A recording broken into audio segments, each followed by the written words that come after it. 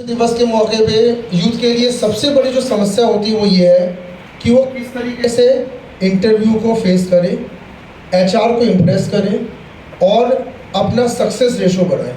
क्योंकि सबसे बड़ी दुख की बात यहाँ पे ये रहता है कि एचआर हमेशा ये मान के आता है कई बार कि यूथ हमें बहुत अच्छे नहीं मिलने वाले हैं।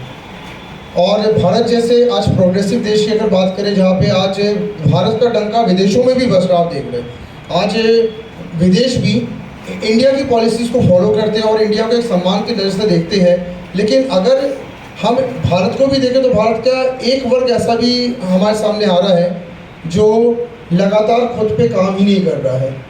ना वो इंटरव्यू के प्रिपरेशंस करता है, ना वो आने वाले समय में कोई बड़ी जॉब या बड़ी बिजनेस को टारगेट कर रहा है, ना वो आने वाले समय में कोई बहुत बड़ा फ्यूचर स्कोप को लेकर चल रहा है। कोई प्लानिंग नहीं है, पॉलिसीज़ नहीं है, कुछ भी नहीं है।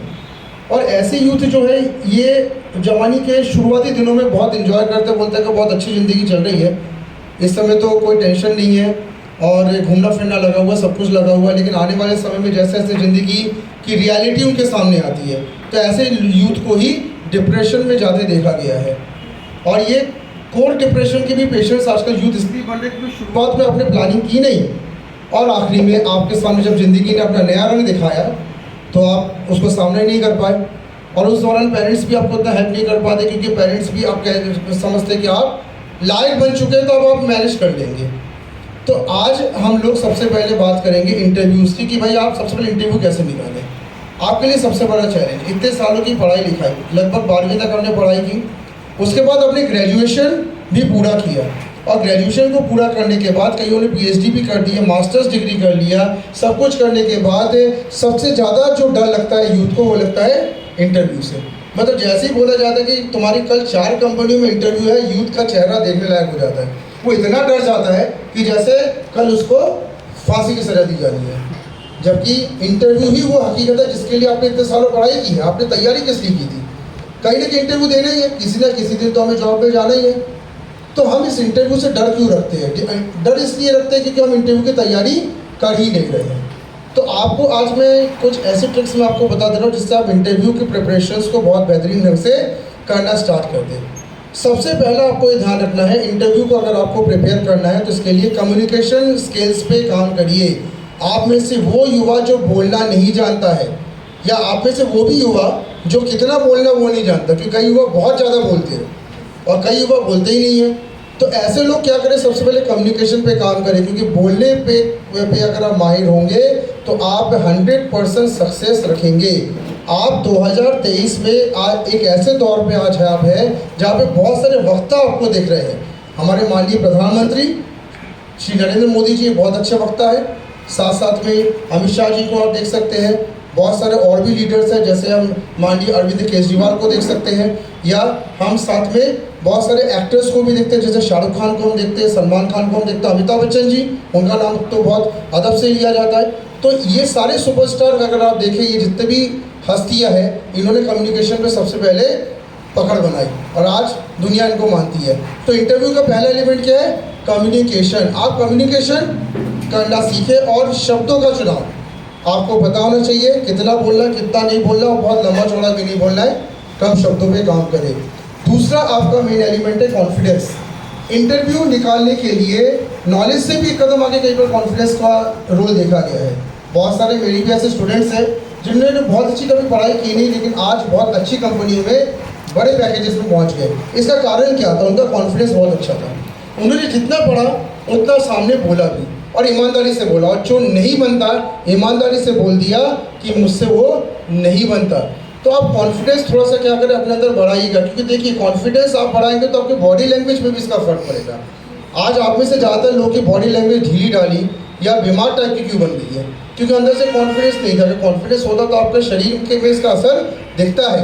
तो कॉन्फिडेंट बनिए, जितना बनता है आप उसको इंटरव्यूअर के सामने पेश करिएगा। इंटरव्यूअर भी जानता है कि आप 100% तो नहीं जानते, लेकिन जितना जानते हो अच्छा जाने आप। तीसरा एलिमेंट आपको ये ध्यान रखना है, थर्ड है आपका माइंड एंड बॉडी फिटनेस।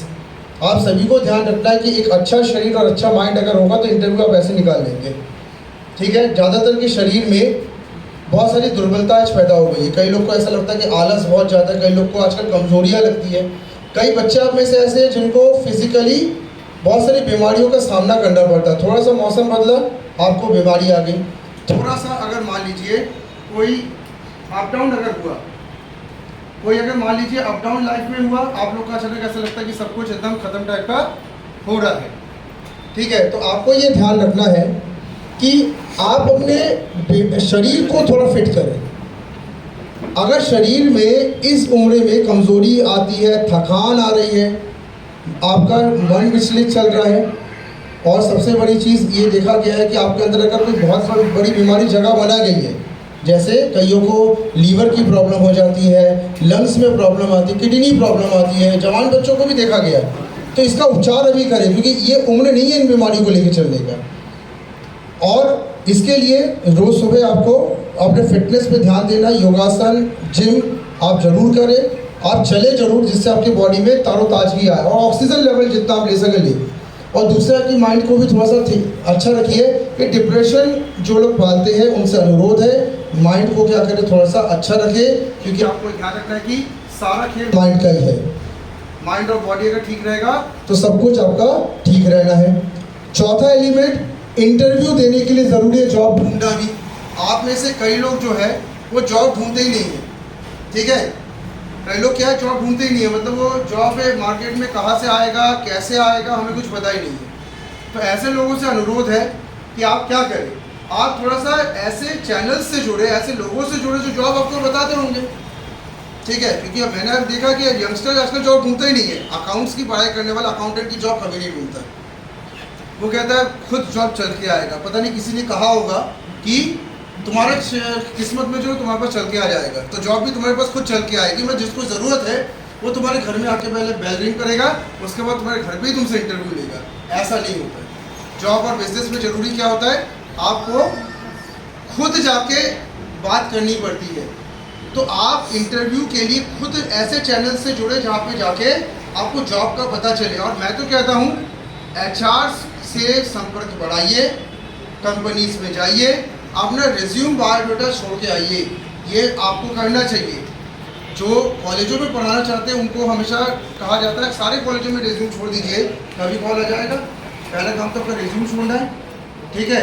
और 3 जगह आपको ये ध्यान रखना है कि जितना ज़्यादा आप सोशल एक्टिविटीज़ के दौरान HR से जुड़ेंगे, जितना ज़्यादा आप इंटरव्यूज़ के लिए खुद आगे बढ़ेंगे, उतनी ज़्यादा नौकरी आपको मिलेगी। पांचवा और एंडिंग पॉइंट मैं आपको बता दे रहा हूँ, आप में से कई लोग नेगेटिव हो चुके हैं, कई लोग ये मान चुके हैं कि मेरा कैरियर बनना ही नहीं है, और इसकी तादाद बहुत ज़्यादा है। बीकॉम करने वाले बच्चों से जब सर्वेक्षण किया गया कि बीकॉम के बाद क्या कैरियर है, तो डिसाइड कर लेते सर वो कैरियर नहीं है, एक सरकारी नौकरी मेरे पास आखिरी सहारा बचा हुआ है। मुझे पता नहीं किसने आपको समझा दिया कि बीकॉम के बाद कैरियर नहीं हो, सरकारी ही नौकरी केवल है। BSc वाला भी यही करता है। भारत एक आज प्रोग्रेसिव देश है, और उसका बच्चा क्या कहता है, सर मेरे पास कोई कैरियर है ही नहीं, सिर्फ एक सरकारी नौकरी है, और वो भी बड़े कंपटीशन में आजकल फंस चुका है। ये काम BA वाला भी कर रहे हैं, ये काम IT वाले भी कर रहे हैं, ये सिविल और मैकेनिकल इंजीनियर्स भी सेम गलती बार बार कर रहे हैं कि अपने कैरियर को आपने कैसे डिक्लेयर कर दिया कि उसमें जॉब नहीं है। अगर भारत आज एक प्रोग्रेसिव देश बन चुका है, आज लोग जो भारत को चाइना से भी लोग ज़्यादा आगे देख रहे हैं। आज भारत पे अमेरिका, रशिया जैसी बड़ी टेक्नोलॉजीज़ का भारत को सपोर्ट मिल रहा है। तो क्या इंडिया में रियली जॉब है ही नहीं क्या कुछ, कि हमने एक ऐसा मानसिक परिदृश्य बना लिया है कि जॉब कुछ नहीं है, सिवाय सरकारी ही एक सहारा है। सरकार अगर खाने को ना दे तो मर जाएंगे, बिकॉज हमारे पास कोई जॉब और है ही नहीं। हम बिजनेस नहीं कर सकते, जबकि गवर्नमेंट बिजनेस लोन भी देती है। तो आपको पहले तो एक विश्वास बनाना पड़ेगा इंटरव्यू देने से पहले कि जो आपने पढ़ाई की उसमें जॉब है, लेकिन आप पहले निकलिए तो घर से बाहर, आप पहले देखिए तो दुनिया को जाके, आप पहले उन शहरों में तो जाइए जो आपके क्लस्टर्स कहलाते हैं, जो आपके मेन शहर कहलाते हैं। जैसे IT के लिए हैदराबाद, बेंगलोर, पूना, उसी के तरीके से अगर आपको राजनीति करनी है तो दिल्ली और भोपाल जाइए। आपको अगर रंगमंच में आना है, कलाकार बनना है तो मुंबई जाइए, ठीक है। आपको अगर कोई और भी कला में अगर आपको पारंगत होना, तो हर चीज़ का एक शहर है, आप पहले उस शहरों में तो जाइए। आपको बिजनेसमैन बनना तो गुजरात जाइए, गुजरात में जब आप जाएंगे तो आप देखिएगा कि वहाँ पे बिजनेस अपॉर्चुनिटी है। तो तो डिक्लेयर करने से पहले दुनिया को देखिए, घर पे रह के डिक्लेयर आप कर देते कि मेरा पढ़ाई सब बच गया, कुछ है ही नहीं।